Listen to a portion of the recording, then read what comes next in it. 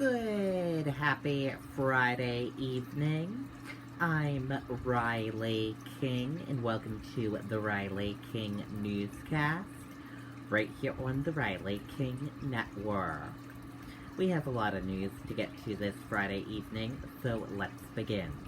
First up, New Hampshire COVID-19 pandemic information, graphs, and case data. Let's take a look at that right now.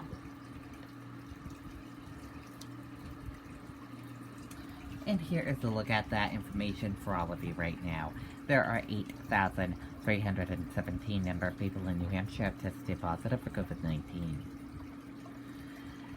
7,263,417 number of people in the United States have tested positive. 441 number of deaths from COVID-19 in New Hampshire. 738 number of people have been hospitalized with COVID-19 in New Hampshire. 207,465 number of deaths from COVID-19 in the United States. And now let's take a look at this map of New Hampshire where current cases of COVID-19 are. Manchester, 54. And let's take a look at this map of New Hampshire where total cases of COVID-19 are. Manchester, 2082. And now let's take a look at these three charts here. Let's start with the first chart here. New cases each day in New Hampshire. In the purple, daily new positive COVID-19 cases. In the orange, new hospitalization and red deaths. Let's take a look at this chart here. Current cases. In the purple, total current COVID-19 cases. And in the orange, current hospitalizations. And let's take a look at this chart here. Total cases. In the purple, total positive COVID-19 cases. In the orange, total hospitalizations, red deaths, blue recovered. Let's take a look at this chart here. Age group of cases, female and male of cases, and risk information. Let's take a look at this chart here. Infections, hospitalizations, and deaths. And let's take a look at this chart here. Deaths, percent of New Hampshire population, race/ethnicity of cases, and hospitalizations. And a reminder, your common symptoms: fever, lack of smell, cough, difficult breathing, chills, nausea, vomiting, and diarrhea. How it spreads, and prevention tips. And be sure to stay with the Riley King Network for the latest of your COVID-19 information.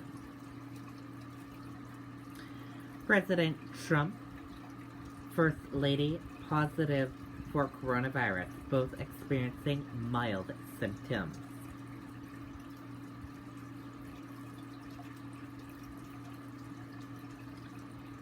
Let's take a listen to this video.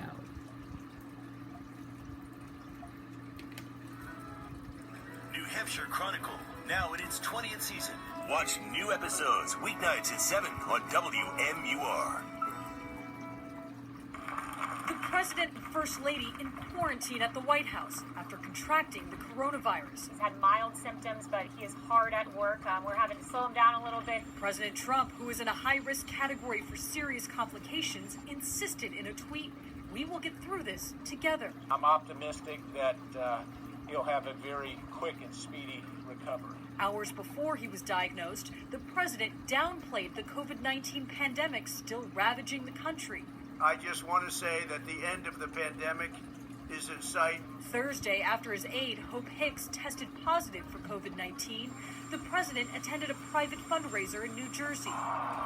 Wednesday, he held a Minnesota rally with minimal masks and little social distancing. We will make America safe again.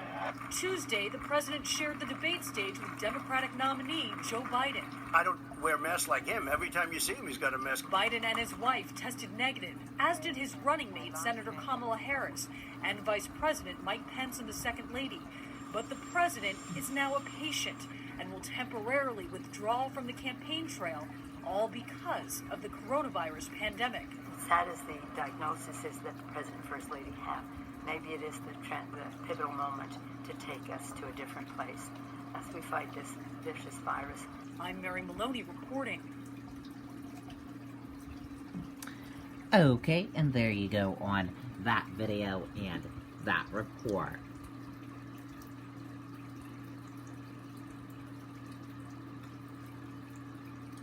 New Hampshire leaders react to COVID-19 diagnosis for President and First Lady. Governor wishes speedy recovery for Trump family. Let's take a listen to that video from WMUR News 9.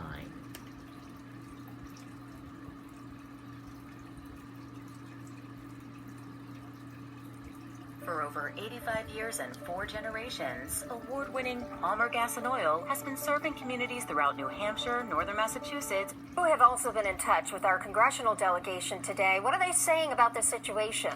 Well, Aaron, we spoke specifically with Congresswoman Annie Kuster this morning, her an interview that will air in full on Close-Up on Sunday.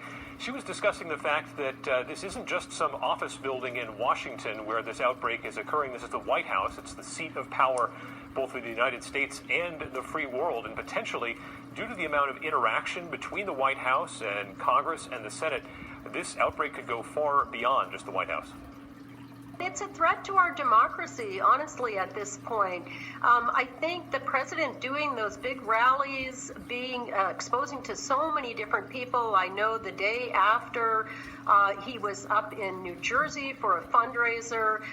He had the debate this week. I have colleagues that are being tested as we speak because they were concerned about possible exposure. So this is a very serious situation. In just the last 15 minutes, Senator Mike Lee of Utah released a statement saying he has tested positive for COVID-19. So we'll be monitoring the situation throughout the day, Aaron. Okay, and there you go on that video and that report.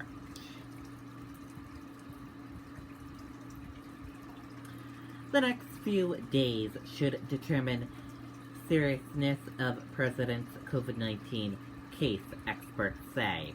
Let's take a listen to that video from WMUR News 9, Ray Brewer. The Dan Feltus plan? Create an income tax and hit small businesses with a double-digit tax increase. The progression of illness can happen in between days 2 and 14. Dr. Michael Calderwood is a specialist in infectious diseases at Dartmouth-Hitchcock Medical Center.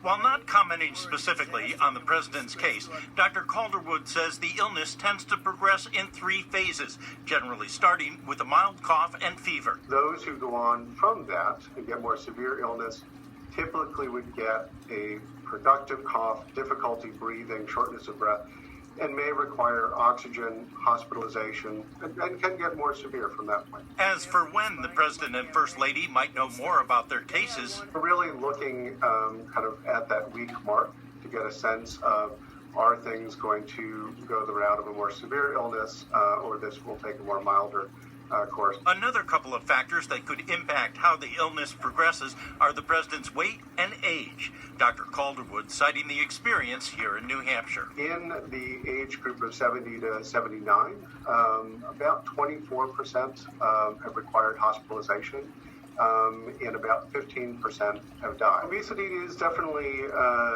one of the comorbidities associated with higher likelihood of severe illness.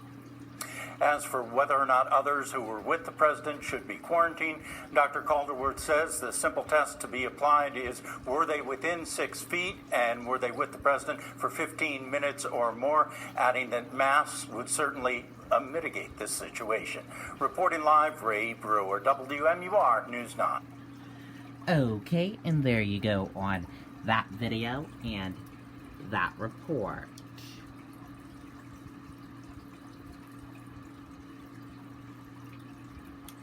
Vice President Mike Pence and Second Lady test negative for coronavirus.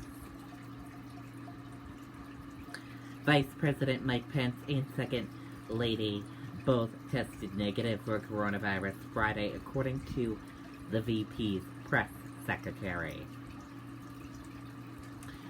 Joe Biden and Jill Biden both test negative for coronavirus.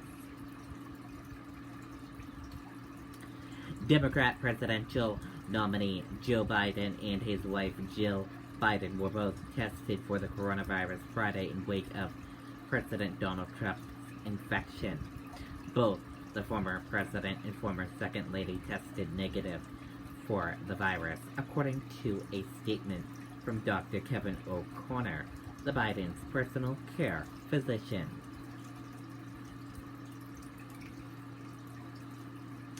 Campaign events involving President Trump first family move virtually or are postponed. President Donald Trump, First Lady Melania Trump test positive for COVID-19. Let's take a listen to that video from WMUR News 9, Tim Callery.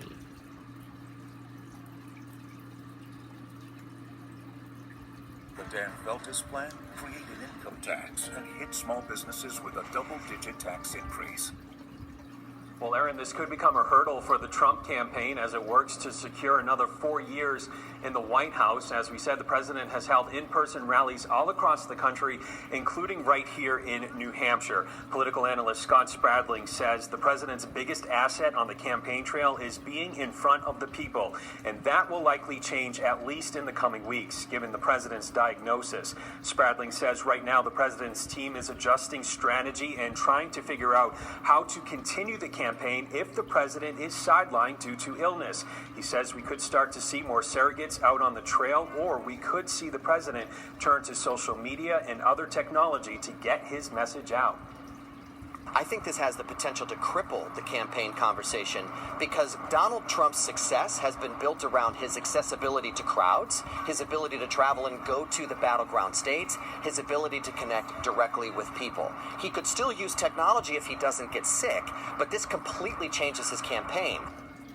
And Spradling says another X factor in all of this is the president's SCOTUS nominee. With this diagnosis, there could be an impact on senators, there could be an impact on the nominee herself, Amy Coney Barrett, and there could also be an impact on her confirmation process. But again, a lot of questions still remain. Reporting live, I'm Tim Callery, WMUR News 9. Okay, and there you go on that video and that report.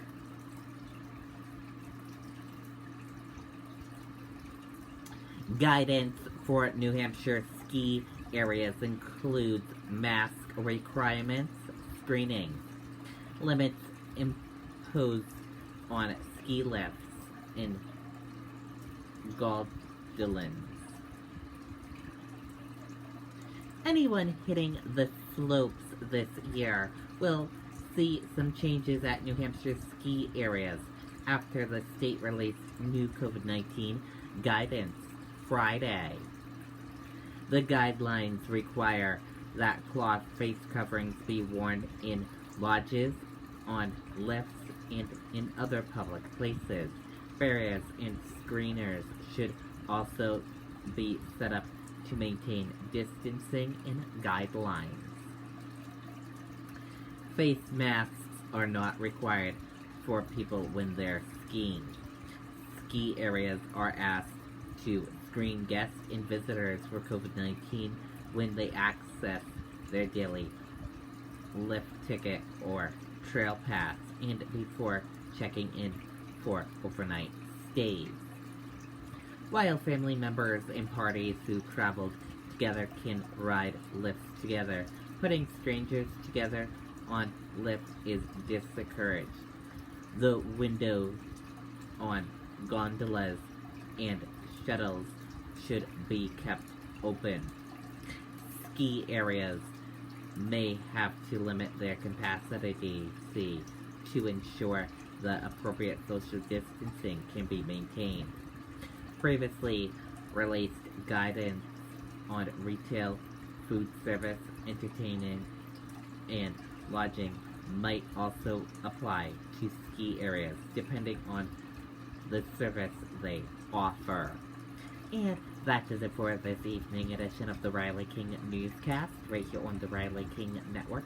Thank you for watching this evening edition. Have a great rest of your evening, and see you back here tomorrow for another newscast. I'll have a news report coming up in a little bit. Good night and goodbye, everyone.